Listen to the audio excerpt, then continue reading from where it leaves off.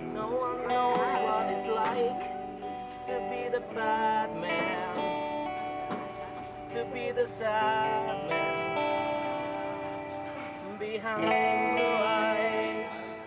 Han pasado ya 28 años desde que se fundase el primer banco de alimentos en España, con sede en Barcelona. Sin embargo, el concepto de banco de alimentos se remonta a Phoenix, Arizona, donde en 1966 a un señor llamado John Van Engel se le ocurrió una idea muy simple y sencilla: buscar alimentos gratis para poderlos repartir de forma gratuita. En principio el Banco de Alimentos trabaja solamente con entidades, no da directamente al beneficiario, sino que es con entidades. Entonces, todas las personas necesitadas están incardinadas según una entidad. ¿Cómo llegan los alimentos? Los alimentos a los bancos de alimentos llegan a través de 3 o 4 vías, que son principalmente las operaciones kilo, las grandes recogidas, las donaciones particulares, la industria alimentaria y después la ayuda que tenemos, el Plan FEGA, que es una ayuda que dimana del Ministerio de Agricultura, que son todos los excedentes, los ponen a través de, que este año en España pues se cifra aproximadamente en 100 millones de kilos, 100 y pico millones de kilos. Entonces, una vez que se reciben esos alimentos en los almacenes, pues se selecciona, y por fecha de caducidad y por fechas de consumo preferente.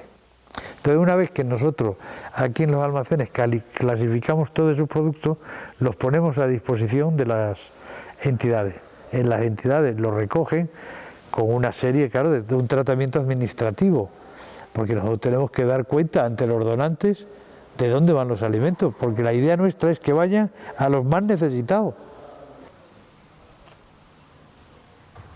Cuando llegamos a la nave que el banco tiene en Mercasalamanca, observamos la cantidad de alimentos que recibe la entidad y cómo intentan aprovechar el excedente generado por la industria alimentaria. Nosotros luchamos, como te decía anteriormente, luchamos contra el despilfarro, porque observamos de que la industria en España, y aparte de que la gente tampoco consume los alimentos que lleva a su casa, y se desperdician más de 8 millones de toneladas.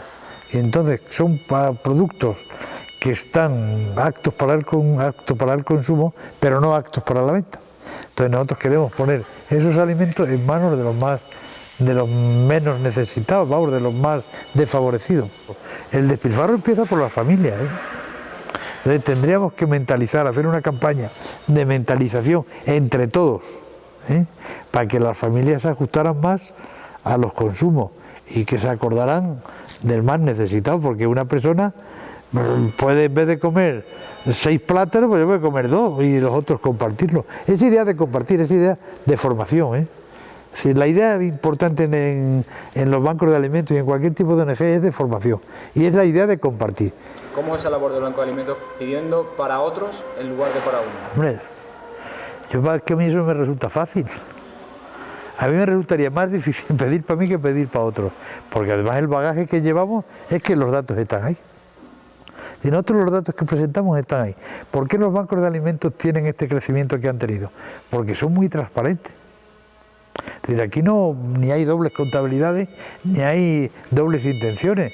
Nosotros lo que pedimos con una mano lo estamos dando por otra.